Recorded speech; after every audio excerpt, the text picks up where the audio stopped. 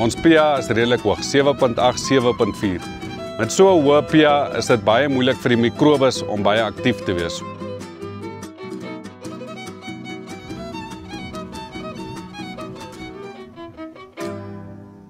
Ons staan nou hier tussen my dekgewasse en die rede hoekom ons besluit het om dekgewasse te plant is, ons het eie geplant, maar die eie oes was glad nie so suksesvol soos ons gehoop het nie. Ons het alles gedoen volgens ons wat ons gedog het reg was, maar ons het agtergekom die probleem is nie bo op die grond nie, maar onder die grond. Ons het toe besluit om dekgewasse te plant, om ons grond beter te kry en reg te kry vir die volgende seisoen.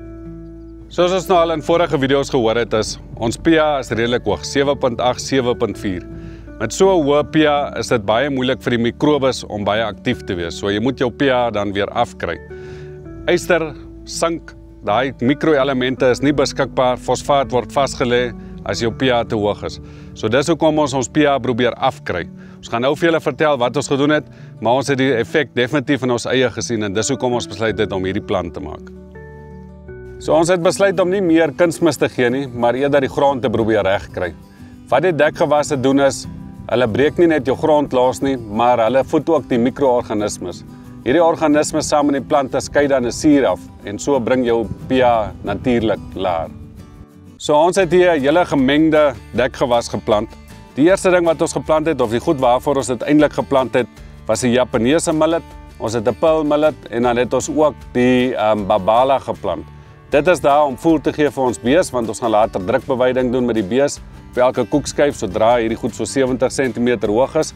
Dan het ons ook voerradyse geplant en dan het ons ook mosterd geplant. So die mosterd is daar vir die alwurm en die voerradyse is daar vir die mikroelemente, mikroorganismes om kos af te breek. So dit breek ook jou grond oop, meer dreinering vir die water. So hierdie is 'n hele komplete dekgewas wat ons dan later gaan bewei en dan vir ons beeste gee. Ons voorbereiding op hierdie land was soortgelyk aan wat ons by die tamaties gedoen het. Wat ons hier eerste gedoen het, ons het hoendermis ingesit. Ons hoendermis het so 2 maande gekomposteer. Ons het dit ingesit 2 weke voor plant, sodat dit eers in die grond in kan gaan. Wat hoendermis doen is, hy gee baie stikstof. Vir 'n kort tyd, 4 tot 6 weke, bring hy ook die pH af. En dit is ook ideaal vir wat ons wou gehad het. Dit voed ook die mikroorganismes en sit ook organiese materiaal weer terug in die grond. En dit is alles vir jou grondlewe net so goed. So, die tweede ding wat ons gedoen het is, ons het ammoniumsulfaat ingesit. Dit gee ook stikstof, want ons soek blaargroei en dit bring ook die pH af. So, dit is ook 'n suurswaal wat in dit is en dit bring dan die pH af en dit is ideaal na wat ons wou gehad het. Die derde ding wat ons ook ingesit het, was 'n rotsfosfaat. So, dit is 'n fosfaatbron wat oor 'n lang tyd vrygestel word. Omdat ons pH so hoog was, is dit nie beskikbaar nie. So dis hoekom die ammoniumsulfaat en ook die hoendermis om die pH te verlaag sodat dit begin beskikbaar word vir die plante. Dit breek oor 'n lang termyn af, so dit is nie net vir vandag nie, maar ook vir die toekoms. So alles wat ons hier gedoen het, nadat ons alles gedoen het en waar ons op die stadium staan, het ons pH mooi afgekom na omtrent 6.8 toe. Ons gaan dit nou so monitor, ons wil dit nie te laer as 6.4 hê nie. So ons sal nou net weer ammoniumsulfaat gee as ons bietjie wil groei, want dit het ook baie stikstof in, plus dit het die effek van die suur.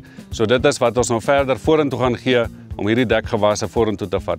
En soos ons nou verder gaan en die bees bewys, sal ons nog video's vir julle maak, vir julle wys wat is die effek na ons die dekgewasse geplant het en as ons nou volgende jaar weer iets anders plant, dan kan ons sien of die effek en dit wat ons gedoen het werk oor die lang termyn.